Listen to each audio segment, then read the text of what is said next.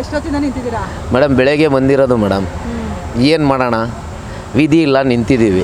ಬಿಸಿಲಲ್ಲಿತ್ತು, ಇವಾಗ ನೆಳ್ಳಲ್ಲಿ ನಿಂತಿದ್ದೀವಿ. ಇನ್ನೇನು ಮಾಡೋಣ, ಟಿಫನ್ ಆಯ್ತಾ? ಎಲ್ಲಿಂದ ಮಾಡೋಣ ಟಿಫನ್ನು? ಇಲ್ಲಿ ಕ್ಯೂವಲ್ಲಿ ಬಿಟ್ಟು ಗಾಡಿ ಬಿಟ್ಬಿಟ್ಟು ಟಿಫನ್ ಬೇರೆ ಎಲ್ಲಿ ಮಾಡೋಕ್ಕೆ ಹೋಗೋಣ ಮೇಡಮ್? ಹಾಂ, ಏನು ನಮ್ಮ ಸಮಸ್ಯೆ ಯಾವಾಗ ಬಗೆಹರಿಸ್ತಾರೋ, ಸರ್ಕಾರ ಬಗೆಹರಿಸ್ತಾರೋ ಇಲ್ವೋ ಅನ್ನೋದೇ ಒಂದು ಕನಸಾಗ್ಬಿಟ್ಟಿದೆ. ಈಗ ಬದುಕೋದೇ ಒಂದು ಕನಸಾಗ್ಬಿಟ್ಟಿದೆ, ಅಷ್ಟೊಂದು ಬೇಜಾರಾಗ್ಬಿಟ್ಟಿದೆ. ಯಾರು ಬಗೆಹರಿಸ್ಬೇಕು ನಿಮ್ಮನ್ನ? ಇನ್ನು ಸರ್ಕಾರನೇ ಬಗೆಹರಿಸ್ಬೇಕು. ಯಾರು ಬಂದು ಬಗೆಹರಿಸ್ತಾರೆ ಮೇಡಮ್? ಹಾಂ, ಇನ್ಯಾರು ಬಗೆಹರಿಸ್ತಾರೆ? ನೋಡ್ರಪ್ಪ, ಲಾಕ್ಡೌನಲ್ಲಿ ಏನೋ ನಾವು ಮಾಡ್ದಂಗೆ ಏನೋ ನಾವು ಒಂದು ಮಾಡ್ತೀವಿ, ಒಂದು ಒಳ್ಳೇದು ಕೆಟ್ಟದ್ದು ನಿಮ್ಮದು. ಯಾರು ನಮ್ಮ ಆಟೋ ಡಿಪಾರ್ಟ್ಮೆಂಟ್ಗೆ ಕೇಳೋರಿಲ್ಲ ಇವಾಗ, ಯಾರು ಕೇಳೋ ಅಂಥವ್ರೇ ಇಲ್ಲ. ಬೇರೆ ಟೈಮಲ್ಲಿ ಮಾತ್ರ ಚಾಲಕರು ಅದು ಇದು ಫೈನ್ ಹಾಕಿ ಎಲ್ಲದಕ್ಕೂ ಮುಂದೆ ಬರ್ತಾರೆ. ಇವತ್ತು ಕೇಳೋಕ್ಕೆ ಯಾರು ಬರ್ತಾಯಿದ್ದಾರೆ?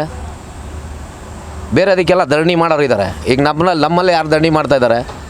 ನಮ್ಮಲ್ಲೂ ಯಾರೂ ಬರ್ತಾಯಿಲ್ಲ ಮುಂದೆ. ಯಾಕಂದರೆ ಪ್ರತಿಯೊಬ್ಬರಿಗೂ ಕಷ್ಟ ಇದೆ. ಆ ಕಷ್ಟಕ್ಕೆ ಯಾರೂ ಬರ್ತಾಯಿಲ್ಲ. ಅವ್ರವ್ರು ಯೋಚನೆ ಮಾಡ್ಕೊಳ್ಳೋದಾಗ್ಬಿಟ್ಟಿದೆ. ಈಗ ಯಾರನ್ನ ಬಂದು ಮುಂದೆಗಡೆ ಹೋಗ್ತೀನಿ, ನನಗೆ ಅರ್ಜೆಂಟ್ ಇದೆ, ಸಾವು ಆಗ್ಬಿಟ್ಟಿದೆ, ಹೋಗಿ ಅಂದರೆ ಬಿಡ್ತೀವ ನಾವೇ? ಯಾರೂ ಬಿಡೋಲ್ಲ. ಯಾಕೆ ಹೇಳಿ, ನಾವು ಬದುಕಿಸ್ರೆ ಸಾಕು ಅನ್ನಿಸ್ಬಿಡಪ್ಪ.